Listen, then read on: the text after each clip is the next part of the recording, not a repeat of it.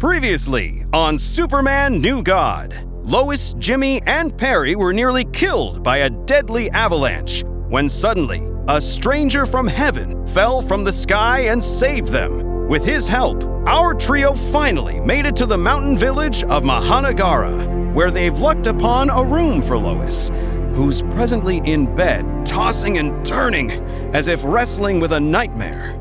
Until Lois wakes up. She's in a cramped room with stone walls, wooden furniture, and a straw ceiling. There's also a fire in the corner. Morning. Oh, and Perry's here. Where am I? What's the last thing you remember?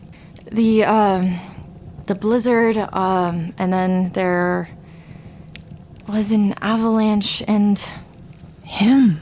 Lois, your lungs gave in to the cold. He's real. And if he weren't, you'd be dead. Lois nods, clearly distracted. She's only half listening.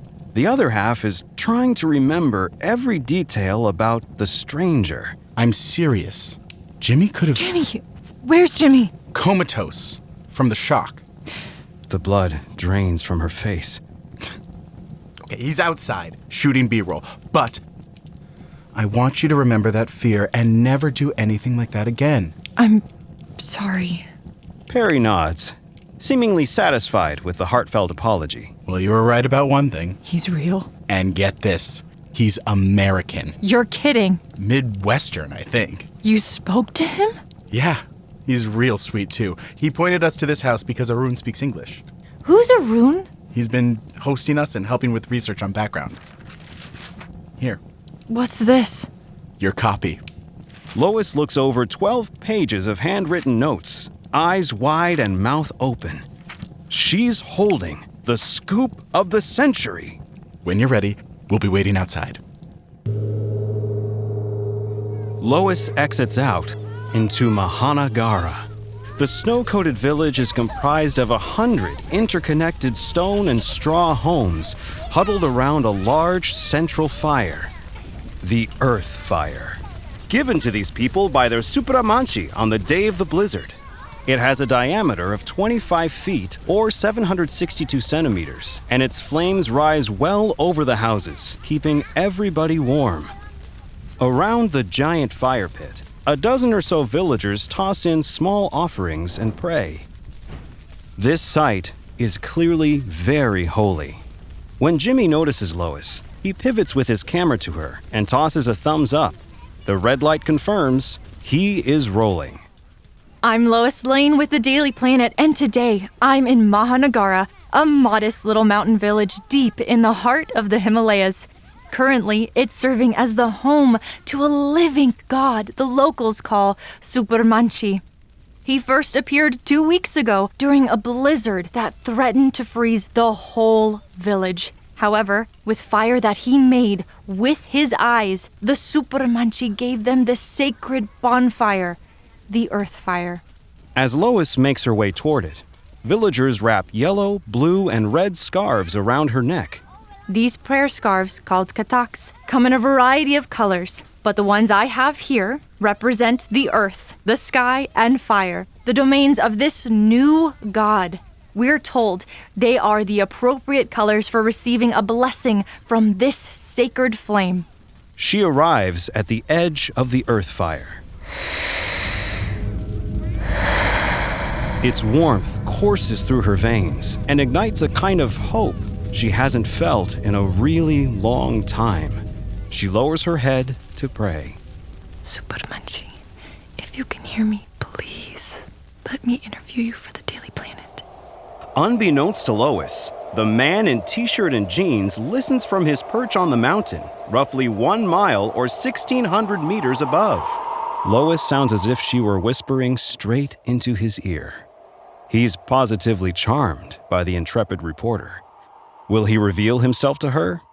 Stick around and find out, after a word from our sponsors. Fly better with Ferris Air. Rated #1 in safety and customer care 10 years in a row. Hi, my name's Carol Ferris, owner and CEO of Ferris Air. When my father started this company, he dreamt of bringing the world closer together by building bridges in the sky. Well, today, Ferris airplanes make over 6,000 daily flights to 500 destinations on 6 continents. With numbers like that, it's safe to say that the world has never been closer together. Ferris Air, your bridge to everywhere. Book your flight today. Later that night, in the home of their host, Arun gives them another bottle of Roxy before retiring to his bedroom. One more round? Of what? Drinks or the game? Jimmy, it's a drinking game. So, yes. Truth or drink? It's a classic drinking game where one person asks a question that everyone has to answer. If you're wrong, caught lying, refuse, or otherwise can't answer the question, you drink. Maybe we should call it a night. We need to be in Kathmandu tomorrow by 9 at the latest. Are you kidding? It's early. It's midnight. He'll be here. Jimmy, it's your turn. Okay, I've been really thinking a lot about this, and do you guys think it might be irresponsible to report this story? No. Yes. You'd really go on camera, say God is real and he's American, and call that responsible? Oh, drink. Seriously? Perry's right, and them's the rules. Lois glares at Jimmy and slams it back. So you're on his side? Honestly, yeah. I'm a little scared. He's a new god. He's a Superman. And if the world's not ready for a Superman? Not ready.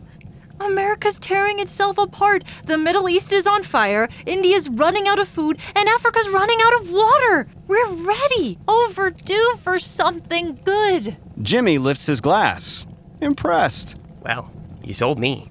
He slams back the drink. Jimmy, you need to be your own person. I'm going to bed. Come on, Perry. Haven't you ever had a dream worth fighting for, worth staying up for? No. Ha! Drink. Everyone's got a dream. I don't care who you are. Perry stares at Lois for a moment, then slams back his drink. All right, Jimmy. What about you? And Perry's back in the game. Honestly, I just want to take a picture that my Gramps would be proud to hang in his office. And you'd think he'd be happy to hang any picture his super talented grandson would take, but not crotchety old Bart Olson, because he... Great Caesar's ghost! Come again? I'm stealing that. Bartholomew Olson, currently taking photos on the front lines, is your grandfather? The one and only. Why are you not featuring his work on the show? That's 1 million views easy, and not to mention the kind of credibility you're looking for. We've decided to strike out on our own. Right, Jimmy? Well, I'm in charge now, and I say we need help. Jimmy nods along silently, but Jimmy's been down this road before. Bart Olson isn't the type of man who offers handouts. If you want his help, you have to prove you're worthy. And Jimmy's never done anything that's been worthy of, well, anything. Lois raises her glass. Don't worry. We'll get you your white whale, Jimmy, I promise. They drink. Hey, Captain Ahab, do you have anyone that could help us stay afloat? Me? No. Drink. Lois glares at Jimmy, exposed. Sorry. Caught in a lie. Them's the rules. Wait, who do you know? She slams another. Hey, I was finally interested in something. Fine. I'd have to drink to tell it anyway. I kinda sorta know Lex Luthor. What's kinda sorta? Jimmy pours Lois another drink.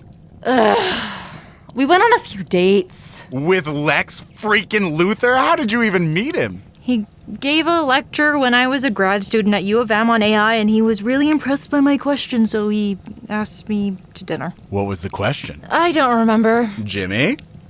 The ethics of introducing AI to a marketplace ill-equipped to deal with the ramifications. Really? Lois drinks. Whatever, we don't speak anymore. Didn't he offer you $1 million to start the planet? Whose side are you on? Why are you lying? You know the rules. Actually, no. I'll drink this one with you. This is an entertaining story. Oh, I want to drink too. Our trio drinks together. So, why didn't you take the money? Lex wasn't interested in helping me start the planet. He was mildly amused by the opportunity to put me under his thumb. He said that? I felt it. Sure. Can't argue that. What were his terms? He'd assign the editor-in-chief and demote me to a lowly field reporter doomed to travel the world doing fluff pieces. Objectively, doesn't that sound like a good idea? I'm in charge. I decide what stories we tell. Drink. Lois glances at Jimmy. You did say he'd call the shots. She pounds another. And although the Roxy they're drinking only boasts a moderate 50 proof, Lois has taken 7 consecutive shots in the last 5 minutes, and after a day of labor in this altitude, she's feeling the drink more than she thinks. Where is he? Will you relax? Don't tell me to relax. And I didn't mean it like that. Even without him, it's a good story. We'll film our testimonies, plus with what we have already. No! The story is nothing without him. A myth, right? Lois, we're introducing these people, their faith, and their story to the world. Isn't that the dream? No! He's the story. He's the prize. That's the dream. God, I'm so tired of always being this close. I was supposed to be a reporter, a real reporter by 21. Won a Pulitzer by 25. Instead, I'm still waiting around doing... You know, good things come to those who wait. No, Jimmy, good things wait for those who come. Lois gets up and heads toward the door. Where are you going? I need some air. But you're drunk. Jimmy, let her go. This place is safe. Lois stumbles her way to the edge of the village, where a large stone outcropping delivers the best view of Mount Everest in the distance. The mountain's tremendous size makes Lois feel even smaller. She stares across the range in silence. He has to be here. She feels it in her bones. Wait. She notices something hovering around Mount Everest. Is it a bird? A drone? No. It's... Superman! I will find you. Oh, yeah. She's drunk. Oh my God! Jesus! A Superman? Superman, huh? Superman. Yeah, I like that. Hi. Miss Lane from the Daily Planet. We met last night. How you feeling? I'm fine. Good, even. Thank you, for saving me. For saving us. Sorry. Have you been drinking, Miss Lane? No, I'm a little, yes. I can come back another time. No, I'm fine. I'm good. Stay, please. Mr. Superman, I think you owe me an exclusive. I owe you, huh? Oh, yeah. You saved my life. You must have known that I'd have questions, and you came back, so I have questions. Superman stares into Lois's eyes. Somehow, she feels like he could see right through her. Okay, Miss Lane. Shoot. Who are you? A friend. A friend. Yes, ma'am. Right. A friend. Okay. Friend. Then my follow-up is obvious, and although I know it sounds crazy, I have to ask it so that we're clear and on the record. Are you a god? Like the Lord Almighty? No. Gosh, no. Wait.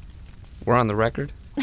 Buddy, you and I are always on the record. Then I'm just Superman. All right. Just Superman.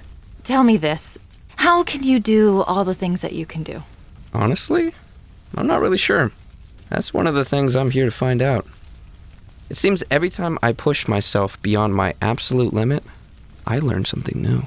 So, what else can you do? Well, as you know, I'm super strong. Great word, by the way. Super fast. I could jump super high. I haven't cleared Mount Everest yet, but, I'm working on that. Then there's super hearing, heat vision, and I, can see through things. Like X-ray vision? Oh, no, nothing dangerous like that. I just, I can see through walls and other stuff. Can you see through clothes? No, I mean, yes, but I would never, not without explicit permission, and even then, it'd have to be like life and death, so. Life or death, huh? What color's my underwear? Oh, you're serious? I want proof. Superman's eyes flicker down. Red. His laugh is warm. And Lois can't help but feel as if she were talking to the fire itself. What are you doing out here? Couldn't someone like you be doing more in a city like Metropolis? Yeah, sure, maybe. And I do want to, one day. But until I can figure out everything I can do, I think it's safer for everyone if I do things out here. You don't seem dangerous. Yeah, well, when you're like me, how do I put this? Imagine you lived in a world made of cardboard. If you're not always paying attention to how hard you grab or hug someone, you can break them. And not just them. Everywhere you go, everything you touch, you gotta make choices about how much is enough without knowing all you really got. Superman turns his attention to Mount Everest. At least out here, I could be more of who I really am. Someone who helps people? Well, that's different. I do that because my pa always told me, so long as you're a guest in someone else's home, you have to be useful to them. And I am not one to skirt on my responsibilities, Miss Lane. Come back to Metropolis with me. You could help so many people and... And what if I'm not ready to be found? Hello! You have been found! How about this? Let me guess where you're from. If I'm right, you come back to Metropolis with me and I get my exclusive. If I'm wrong, I'll leave you to be discovered by the next reporter worth her weight in salt. Fair? You? Guess where I'm from? Lois nods. You're on, Miss Lane. Shake on it. Lois reaches out for a handshake. Superman stares at her cardboard hand. He takes it very delicately. You've got quite a grip there, Soups. Neither lets the other go. Okay. I'm getting some serious Bible Belt vibes here. Like a flyover Midwestern state? Throw in your pa with a heart of gold and I'll take raised on a farm in some Nowheresville, Missouri. Startled, Superman steps back and accidentally pulls Lois into him. She stumbles into his arms and... electricity. It's the kind of electricity sparked by the fated first encounter between two people destined to fall in love. Lois draws an S on his chest with her finger. I know I'm right, Superman. Well, Miss Lane, as it turns out, I'm actually from outer space. What? Lois can't believe her ears. This is the kind of story that makes history, and more importantly, wins Pulitzers. Everything is about to change. So don't miss the next thrilling episode of Superman, New God, a radio play in 5 parts. Superman was created by Jerry Siegel and Joe Shuster and is a copyrighted property appearing in DC Comics, movies, and TV.